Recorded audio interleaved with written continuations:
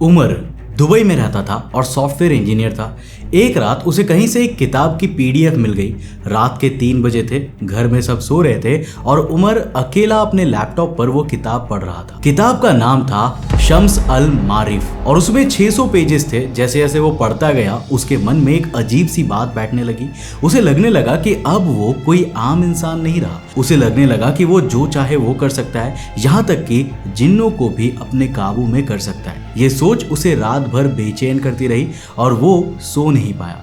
फिर सुबह हुई और उमर की आंख खुली, लेकिन इस बार कुछ ठीक नहीं था। उसे कमरे के हर कोने में परछाइयां दिखने लगी थी। आंख के कोने से कुछ हिलता हुआ दिखता, पर जब वो पलटकर देखता तो वहां पर कुछ भी नहीं होता। उसकी वाइफ ने जब उसे ऐसे डरा हुआ देखा तो घबरा गई। उसने उमर को हिलाया बुलाया, पर उमर बस खोया खोया सा बड़बड़ाता रहा। घर वाले समझ गए कि कुछ गड़बड़ है, इसीलिए उन्होंने कुछ आलिमों को बुलाया, यानी वो लोग जो धर्म का इल्म रखते हैं। इन आलिमों ने उमर के पास बैठकर बार बार आयातुल कुर्सी पढ़ी, जो एक पवित्र दुआ है, और धीरे धीरे उमर वापस नॉर्मल हो गया। जब उसे होश आया तो एक आलिम ने उससे पूछा कि उसके साथ क्या हुआ था। उमर ने डरते हुए सिर्फ इतना कहा कि उसने शायद कोई ऐसा दरवाजा खोल दिया था जो उसे कभी नहीं खोलना चाहिए था। अब सवाल यह है कि वो दरवाजा आखिर था क्या, और एक किताब को पढ़ने से किसी का ये हाल कैसे हो सकता है। यही जानने के लिए आज हम इस किताब की पूरी कहानी को समझेंगे, पर उससे पहले हमें 2 सवालों के जवाब ढूंढने होंगे। पहला, जिस इंसान ने ये किताब लिखी वो अच्छा इंसान था या कोई जादूगर, और दूसरा जो सबसे हैरान करने वाला है कि ये किताब जो कभी सिर्फ 40 पेजेस की थी वो 600 पेजेस की कैसे बन गई। इस किताब को लिखने वाले इंसान का नाम था अहमद अल ब्यूनी। वो आज से करीब 850 साल पहले अल्जीरिया के एक शहर में पैदा हुआ था। यहाँ एक बात समझनी जरूरी है, क्योंकि इसके बिना आगे की कहानी उलझ जाएगी। अल्बुनी किसी जादूगर के परिवार से नहीं था। उसके पिता एक अच्छे और धार्मिक इंसान थे जो लोगों को कुरान की बातें सिखाते थे। अल्बुनी भी बचपन से वैसा ही था। वो घंटों बैठकर अल्लाह के नामों के बारे में सोचता रहता था।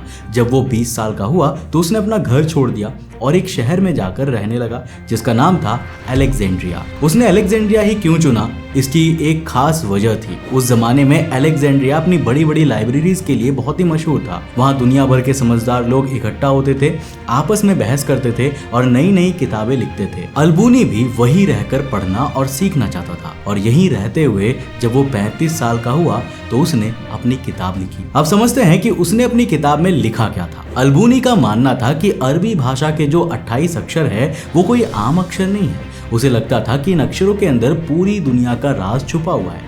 उसका मानना था कि अगर कोई इन अक्षरों को अच्छे से समझ ले तो वो ये भी समझ सकता है कि अल्लाह ने इस दुनिया को कैसे बनाया। इसे समझना इसीलिए जरूरी है क्योंकि यही सोच आगे चलकर इस पूरी कहानी की जड़ बनने वाली है। तो ये कोई काला जादू नहीं था, ये एक अच्छे इंसान की खोज थी जो अक्षरों में भगवान को ढूंढ रहा था। और उसने ये सारी बातें सिर्फ 40 पेजेस में लिखी, एक पतली सी किताब जिसका नाम था शम्स अल मारिफ। अब यहाँ पर सबसे जरूरी बात याद रखना, क्योंकि पूरी कहानी इसी पर टिकी हुई है। अल्बुनी ने सिर्फ 40 पेजेस लिखे थे और साल 1225 में उसकी मौत हो गई थी। एक अच्छा इंसान और उसकी एक छोटी सी 40 पेजेस की किताब। यहाँ तक कहानी में कोई भी डर नहीं है, लेकिन असली कहानी अब शुरू होती है, क्योंकि अल्बुनी के मरने के बाद उसकी इस मासूम सी किताब के साथ जो हुआ वो सुनकर तुम हैरान रह जाओगे। अल्बुनी के मरने के कुछ साल बाद मुस्लिम्स के इतिहासों में एक बहुत बुरा वक्त आया।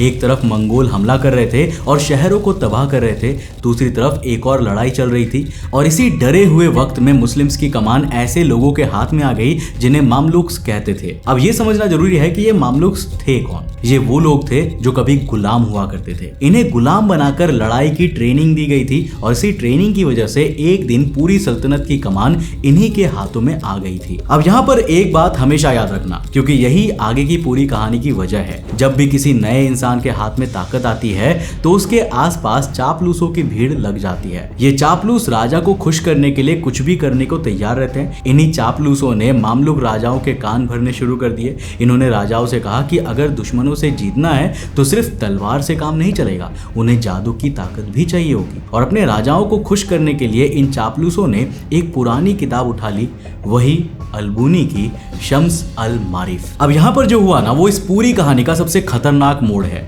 अल्बुनी को मरे हुए कई साल बीत चुके थे। वो अपनी कब्र में था और कुछ नहीं कह सकता था, लेकिन उसकी किताब किताब में नए नए चैप्टर्स जोड़े जाने लगे। मतलब किताब वही रही पर लोगों ने उसमें अपनी मनचाही बातें भरनी शुरू कर दी। एक ऐसा चैप्टर जोड़ा गया जिसमें लिखा था कि जिन्नों और बुरी रूहों को कैसे अपने काबू में किया जाए ताकि उनसे अपने काम करवाए जा सके। अब जरा उस किताब को खोलकर सोचो, जो किताब कभी 40 सादे पेजेस की थी, उसके पेजेस अब अजीब अजीब चौकोर खानों से भरने लगे जिनमें अनजानी भाषाओं के अक्षर लिखे हुए थे। मैं तुम्हें इसकी ज्यादा डिटेल नहीं बताऊंगा और सच कहूं तो तुम्हें इसे जानना भी नहीं चाहिए। बस इतना समझ लो कि जो किताब कभी भगवान को समझने के लिए लिखी गई थी ना, अब उसमें भगवान की बनाई हुई चीजों पर काबू पाने के तरीके भरे जा रहे थे। समय के साथ और भी राज आए और किताब मोटी होती चली गई।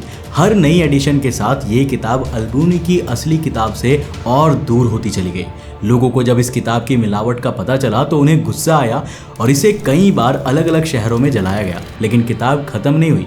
बहुत साल बाद साल 1925 में एक देश ने इस पर पाबंदी लगा दी जब पता चला कि लोग इसका इस्तेमाल गलत कामों के लिए कर रहे हैं। लेकिन फिर इंटरनेट का जमाना आया। साल 2005 में ये किताब पहली बार ऑनलाइन लीक हो गई और साल 2023 में ये एक बार फिर इंटरनेट पर घूमने लगी है और इसी तरह घूमते घूमते जा पहुंची उमर के लैपटॉप तक। अब यहाँ पर एक बड़ा सवाल खड़ा होता है। बहुत से बड़े आलिमों ने इस किताब को गलत बताया और कहा कि ये इंसान को गलत रास्ते पर ले जाती है और उनकी बात अपनी जगह ठीक भी है, लेकिन असली बात यह है कि उन्होंने जिस किताब को गलत कहा वो अल्बुनी की 40 पेजेस वाली असली किताब थी ही नहीं। वो तो वही किताब थी जिसने चापलूसों ने सालों तक अपनी मनचाही बातें भर दी थी। और यही वो सवाल आता है जो तुम्हें सोचने पर मजबूर कर देगा। जो किताब उमर ने अपने लैपटॉप पर पढ़ी उसमें 600 पेजेस थे, लेकिन अल्बुनी ने तो सिर्फ 40 पेजेस लिखे थे, तो बाकी के 560 पेजेस कहां से आए। अब हम वापस उमर की उसी रात पर चलते हैं और एक बार शांति से सोचते हैं कि उसके साथ असल में हुआ क्या था। सबसे पहली बात, उमर पूरी रात एक पल के लिए भी नहीं सोया था। अब साइंस कहती है कि जब कोई इंसान बहुत देर तक नहीं सोता तो उसका दिमाग थक जाता है और उसे ऐसी चीजें दिखने लगती है जो असल में होती ही नहीं है। सबसे पहले असर आंखों पर पड़ता है, उसे परछाइयां और हिलती हुई आकृतियां दिखने लगती है, ठीक वैसे ही जैसे उमर को सुबह दिख रही थी। लेकिन बात सिर्फ नींद की नहीं है, एक और बात भी है। हमारा दिमाग एक अजीब तरीके से काम करता है। अगर किसी इंसान को पूरी तरह यकीन दिला दिया जाए कि कोई चीज उसे नुकसान पहुंचाएगी तो कई बार उसका दिमाग सच में उसे बीमार महसूस करा देता है। बिना किसी असली वजह के, सिर्फ डर की वजह से उसका शरीर कांपने लगता है और उसे घबराहट होने लगती है। अब इन दोनों बातों को एक साथ मिलाकर देखो, एक इंसान जो पूरी रात जगा हुआ है और एक ऐसी किताब जिसके बारे में उसे पहले से यही बताया गया है कि ये किताब श्रापित है, इसे मत पढ़ना, उसका दिमाग पहले से ही डरा हुआ है। ऐसे में सुबह की आम सी परछाई भी उसे कोई डरावनी चीज ही लगने लगती है। तो क्या उमर के साथ जो हुआ वो सब सिर्फ उसके दिमाग का खेल था, एक थकी हुई रात और एक डरे हुए मन का नतीजा? वेल, शायद हाँ, लेकिन यहीं पर मैं रुकता हूं क्योंकि इस पूरी कहानी में एक आखिरी बात ऐसी है जिसका जवाब आज भी किसी के पास नहीं है, और वो बात ये है कि ये किताब असली में लिखी किसने थी, एक अच्छे इंसान ने या किसी जादूगर ने? सच तो यह है कि आज कोई नहीं जानता, इसलिए मैं तुम्हें यही कहूंगा कि इस किताब को कभी मत पढ़ना। इसीलिए नहीं कि इसमें कोई जिन्न कैद है, बल्कि इसलिए कि आज कोई नहीं जानता कि इसका कौन सा हिस्सा उस अच्छे इंसान का लिखा हुआ है और कौन सा हिस्सा उन चापलूसों का जिन्होंने सालों तक उसमें मिलावट की। शायद यही इस किताब का सबसे बड़ा डर है, किसी भूत या जिन्न का नहीं, बल्कि इस बात का कि एक अच्छे इंसान की मेहनत को धीरे धीरे किसी और ही चीज में बदल दिया गया और अब कोई उसे वापस अलग नहीं कर सकता। तो तुम्हें क्या लगता है, क्या सच में उस किताब में कोई दरवाजा था या ये सिर्फ सैकड़ों सालों का वो डर है जो हमने खुद अपने मन में पाल लिया है? नीचे कमेंट सेक्शन खुला है, अपनी राय लिख करके जरूर बताना।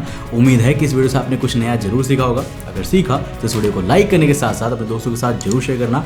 अगर आप नए चैनल पर तो इस चैनल को सब्सक्राइब करने के साथ साथ नोटिफिकेशन बेल ऑन कर देना। और अगर आपको ये वीडियो पसंद आया ना तो मैं आपको रिकमेंड करूंगा कि आप अगली वीडियो इसे जा करके जरूर देखना, जिसमें हमने बात किया है ऑस्ट्रेलिया के एक सबसे खतरनाक एक्सपीडिशन के बारे में। एक ऐसा एक्सपीडिशन जिसमें ऑस्ट्रेलिया के एक कोने से दूसरे कोने तक उसके डेजर्ट इलाके को पार करने का डिसीजन लिया जाता है।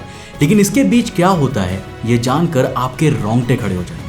बहुत इंटरेस्टिंग कहानी है, इसे जाकर देखना। मैं मिलता हूं आपको नेक्स्ट एपिसोड के साथ, तब तक के लिए बाय। जय हिंद।